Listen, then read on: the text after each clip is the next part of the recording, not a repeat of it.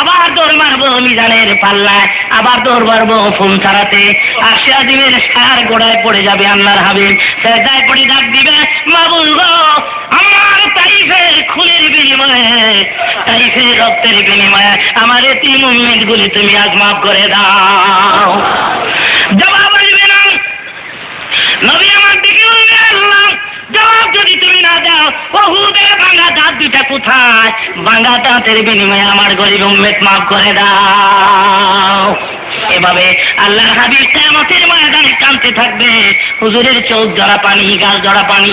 যখন আল্লাহ দেখবেন, আল্লাহ ডাক দিবে, বন্ধু হে কাঁদবেন না, ওয়ালাল আখিরাতু খায়রুন লাকা মিনাল উলা।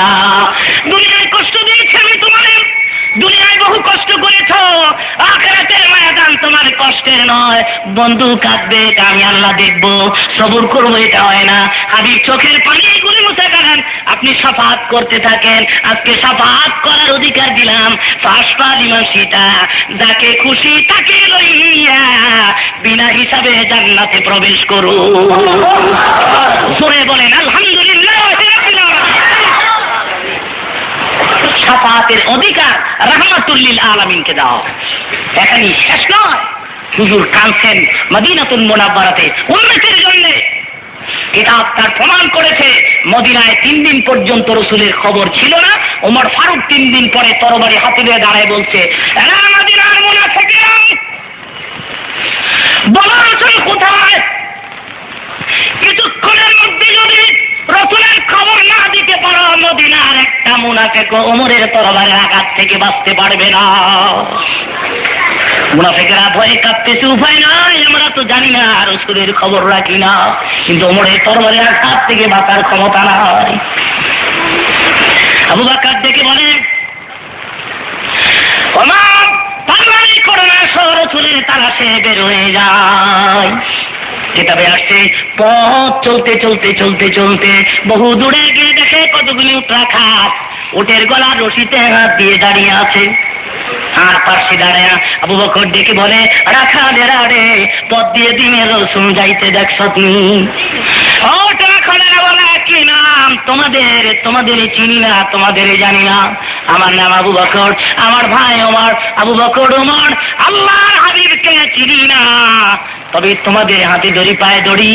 এরে আবু বকর, আজকে 3 দিন পর্যন্ত ওই পাহাড়ির গুহায় একটা লোক উন্নতি উন্নতি করে কান্দে। রে আবু বকর, হাতে পায়ে দড়ি, লোকটাকে গুহার ভেতর থেকে বের করে নিয়ে যা। খোদার কাসম, 3 দিন পর্যন্ত আমাদের ওট গোলায় গাছে মুখ লাগায় না।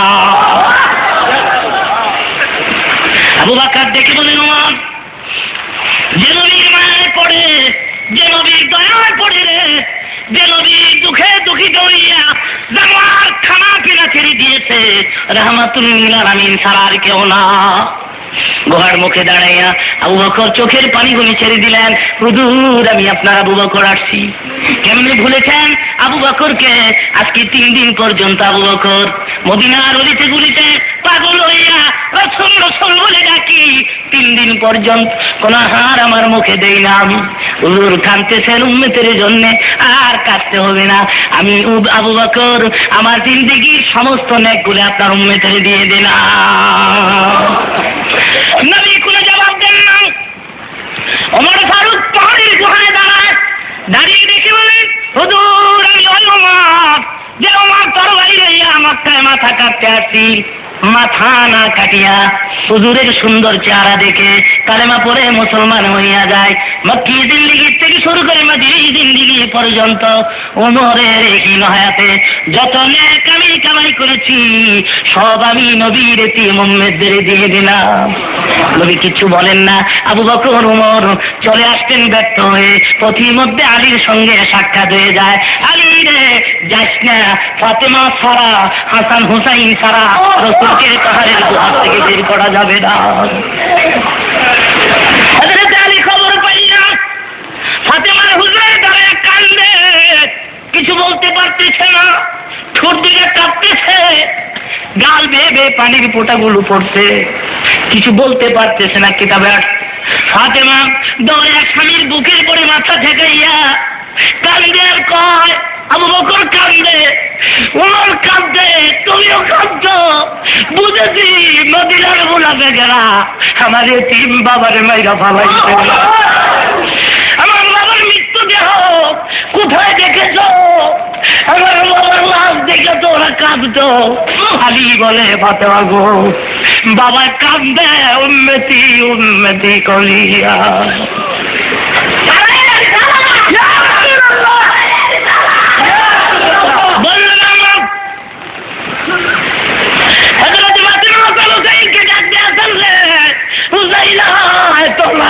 তোমার বাবা গেছে রে। হাসান হুসাইন মা দুকুনির সঙ্গে দৌড়ায়, পাহাড়ের গুহায় দাঁড়ায় দেখে বলে, ফাতেমা বাবা কেমনে তুই তোমার মায়ের বলছিল, কোথাও সফরে রওনা হইলে সর্বশেষ বিদায় তুমি আমার থেকে নিতা। আজকে 3 দিন পর্যন্ত মদিনায় তোমার কোনো খবর নাই। তোমার মায়ের কাছে না বলে তুমি পাহাড়ের গুহায় উম্মতি উম্মতি করে কান্দো।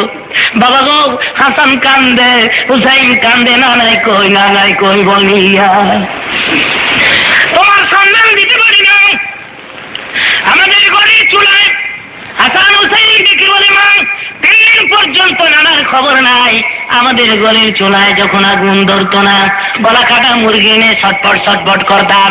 মা গো, খিদা লাগলে আমাকে 2 বাইরে কোণে নিয়ে নানার বাড়িতে যাইতা। নানার সুন্দর মুখের দিকে তাকায় থাকলে আমাদের পেট বইরা যাইতো গো মা। মা ওই নানা কই? 3 দিন পর্যন্ত মদিনায় নানার কোনো হাসানে আমি বুঝাইতে পারি না, বুঝাইতে পারি না। 3 দিন পর্যন্ত আমি কিছু খাই না। বাবা গো, উম্মতের জন্য কান্দো, আর কানতে হবে না। আমি তোমার মা এসে পড়ছি, আর কানতে হবে না। আমি ফাতেমা তিলকি সমস্ত নেকগুলো তোমার উম্মতের দিয়ে দিলাম। নবী আমার কিচ্ছু বলতেছে না, জবাব দিচ্ছে না। নবী শুধু কাঁদতেছেন আর কাঁদতেছেন। খোদার আওয়াজ কাঁদতেছে। কোটি কোটি ফেরেশতারা তাকাই রয়েছে। ফাতেমা এবার সেজদায় পড়ে যায়, বুঝেছি বাবা। আল্লাহকে ডেকে বলে, আল্লাহ আমার বাবার আর কত কাঁদাই বা মামু গো, তুমি সাক্ষী। বাবা গো, আর কাঁদতে হবে না। আমার আদরের কলিজার টুকরা হাসান হুসাইন বাবার উম্মতের নামে আমি কোরবানি দিলাম। আল্লাহ জানে আমার বন্ধুর কাছে যাও, বন্ধুরে আমার সালাম কর। বন্ধু যেন আর না কান্দে। বন্ধুর চোখের পানি, ফাতেমার দরখাস্ত চোখের পানি, সাহাবীদের চোখের পানি আমি আল্লাহ মঞ্জুর করলাম, আর কাঁদতে হবে না। আমি আজ পরীক্ষা করেছি আমার বন্ধু উম্মতের কেমন কান্দারি। আমি আর কাঁদতে হবে না। কিয়ামতের ময়দানে যান, ফাতেমারে সঙ্গে করে মদিনায় ঘরে বাড়িতে চলে যান, আর কাঁদতে হবে না। যান, কিয়ামতের কঠিন ময়দানে আমি ওয়াদা দিলাম, আপনার কাছে জিজ্ঞাসা না করে একটা উম্মত আমি জাহান্নামের পরে ছেড়ে দিব না। বললাম এত বড় আনিয়া আমি আল্লাহ নিজে তোমার সঙ্গে দেখা করছি। বন্ধু, তোমার উম্মতের মর্তবা আরো বাড়াই দিলাম, তোমার উম্মতের দাম আরো বাড়াই দিলাম। তোমার আকাশে তুলিয়া দেখা করছি। তোমার উম্মত নামাজের সেজদায় পড়ে গেলে আমি আল্লাহ নিজে যাইয়া দেখা করু। বলেন সুবহানাল্লাহ। আসসালাতু মিরাজুল মুমিনিন। নবী আমার থেকে বলেন, সাহাবীরা রে, ইমানদারেরা রে, মুত্তাকিরা রে, কালেমা গো মুসলমানেরা, তোমাদের মেরাজ হয়েছে নামাজ। আমাদের মেরাজ কি? জোরে কোন, আরো জোরে কোন কি? বক্তৃতা শেষ করবো একটা ওয়াদা আপনাদের থেকে নিয়ে। ওয়াদা হলো রাজবের চাঁদে উম্মতের নাজাতের জন্য 5 ওয়াক্ত নামাজ রাসূলের চাঁদে নিয়ে আসে। এই চাঁদে দীর্ঘ আলোচনা শোনার পরে আপনারা পারবেন এই ওয়াদা দিতে? আপনারা পারবেন এই দীপ্ত শপথ গ্রহণ করতে? যতদিন পৃথিবীতে বেঁচে থাকবো আর কোনদিন নামাজটা ছাড়বো না। পারবেন? আরো জোরে বলেন, পারবেন? আল্লাহ রাব্বুল আলামিন 5 ওয়াক্ত নামাজি করে আমাদের কবুল করুক। জোরে বলেন আমিন। জোরে বলেন আমিন। সবাই দুরূদ শরীফ পড়ুন। আল্লাহুম্মা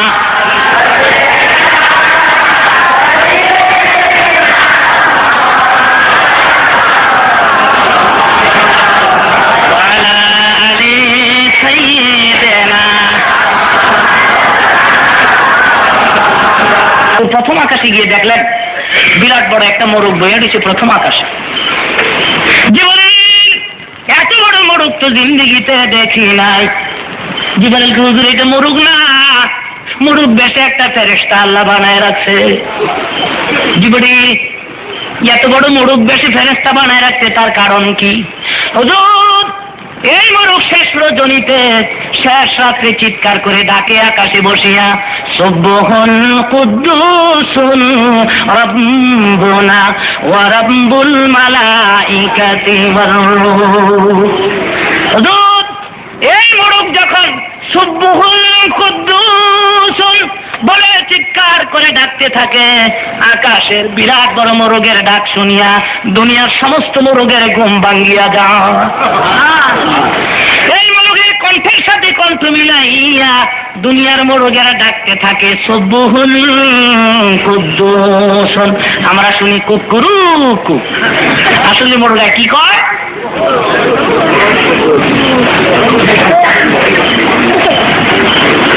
দুঃখ রাখার জায়গা নাই। মোরগ হইয়া আমার আগে ঘুম থেকে উঠিয়া আল্লাহ জিকির করে আমি পাগল হইলাম রে দুনিয়া। ঘুম ভাঙলো না, আমার ঘুম ভাঙলো 8টায় 8:30টায়।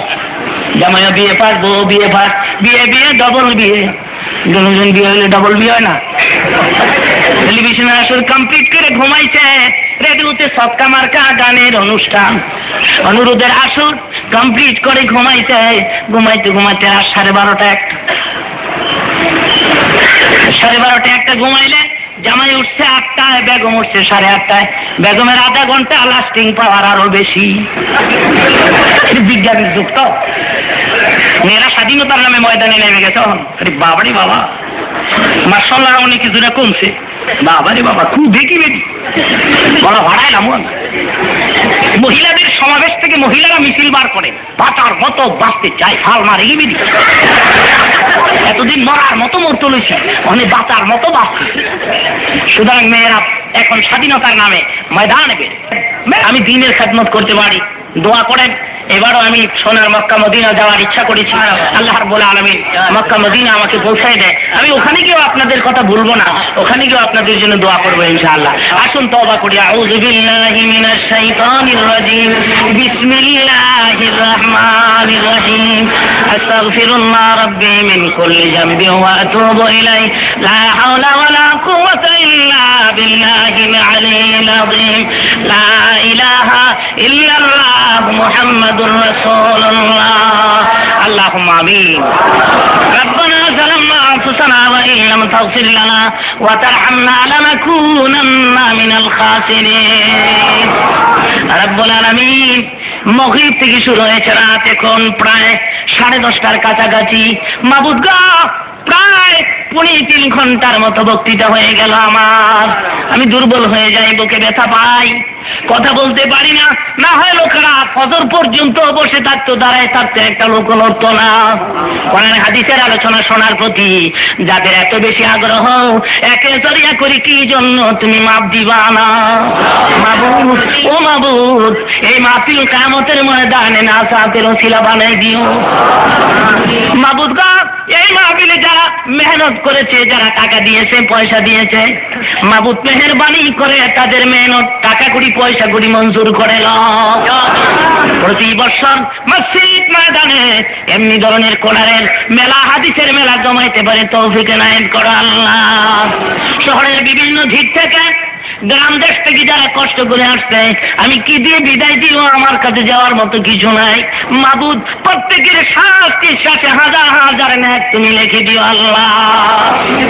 রব্বুল আলামিন, ও মাহবুব, জানি না কোন দিন মৃত্যু এসে যায়, না জানি জিন্দিগি শেষ মোনাজাত করলাম, না জানি গো কালকে সময় কবরের বাসিন্দা হয়ে যাবে।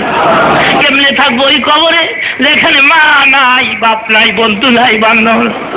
এই মোনাজাতের খাতিরে আমাদের কবরে তুমি নিজ হাতে বাতি জ্বালাইয়া মদিনার তোমার বন্ধুর রওজা থেকে পরিষ্কার পথ করিয়া দিও।